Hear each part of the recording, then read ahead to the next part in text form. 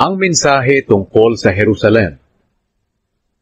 Ika-22 kabanata. Ang mensaheng ito ay tungkol sa lambak ng pangitain. Ano ang nangyayari? Bakit kayo umaakyat sa mga bubong? Nagkakagulo at nagsisigawan ng mga tao sa bayan. Ang mga namatay sa inyo ay hindi sa digmaan namatay. Ang lahat ninyong pinuno ay nagsitakas at nahuli ng walang kalaban-laban. Ang ilan sa inyo ay tumangkang tumakas, pero nahuli pa rin.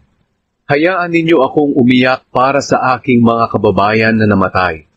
Huwag ninyo akong aliwin, sapagkat itinakda ng Panginoong Diyos na makapangyarihan ang araw na ito ng pagkakagulo, pagtatakbuhan, at pagkalito ng mga tao sa lambak ng pangitain.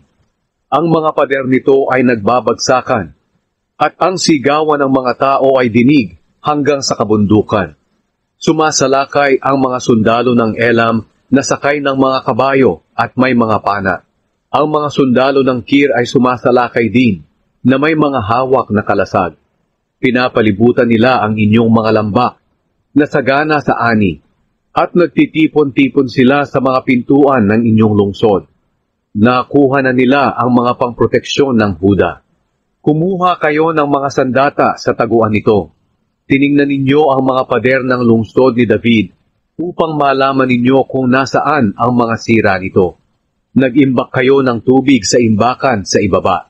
Tiningnan ninyo ang mga bahay sa Jerusalem at giniba ang ilan para gamitin ang mga bato sa pag-aayos ng nagibang pader ng lungsod. Gumawa kayo ng imbakan ng tubig sa pagitan ng dalawang pader at ito'y pinuno ninyo ng tubig mula sa dating imbakan. Pero hindi ninyo naisip ang Diyos na siyang nagplano nito noong una pa at niloob niya na mangyari ito. Nanawagan sa inyo ang Panginoong Diyos na makapangyarihan na kayo'y magdalamhati, umiyak, magpakalbo at magsuot ng damit na panluksa bilang tanda ng inyong pagsisisi. Sa halip, nagdiwang kayo at nagsaya. Nagkatay kayo ng mga baka at tupa at nagkainan at nag-inuman.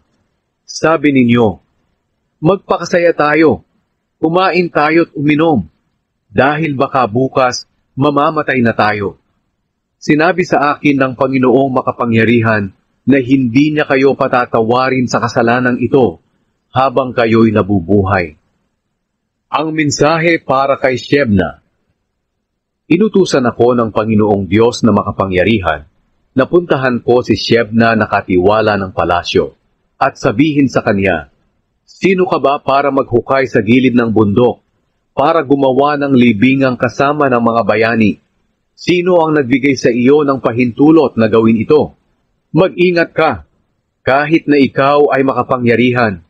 Huhulihin ka at itatapon ng Panginoon. Bibilugin kanya na parang bola at itatapon sa maluwang na lupain. Doon ka mamamatay, at doon din mawawasak ang mga karwaheng ipinagmamalaki mo. Nagdulot ka ng kahihiyan sa iyong amo. Sinasabi pa ng Panginoon sa iyo, paaalisin kita sa iyong katungkulan. Sa araw na iyon, tatawagin ko ang lingkod kong si Eliakim na anak ni Hilkia. Ipapasuot ko sa kanya ang damit mong pang-opisyal, pati ang iyong sinturon, at ibibigay ko sa kanya ang kapangyarihan mo. Siya ang magiging pinakaama ng mga taga-Jerusalem at taga-Huda. Ibibigay ko sa kanya ang susi ng kaharian ni David. Kapag binuksan niya ang pintuan, walang makapagsasara nito. At kapag sinarhan niya, walang makapagbubukas nito. Palalakasin ko siya sa kanyang katungkulan na parang matibay na sabitan sa dingding. At magbibigay siya ng karangalan sa kanyang pamilya. At ang buo niyang pamilya at mga kamag-anak ay aasa sa kanya. Para siyang sabitan na pinagsasabitan ng sari-saring maliliit na lalagyan mula sa tasa hanggang sa mga palayok. Sa araw na iyon, kapag marami na ang nakasabit sa kanya, mahuhulog siya at mawawasak ang lahat ng nakasabit sa kanya. Mangyayari nga ito, dahil ako, ang Panginoon, ang nagsasabi nito.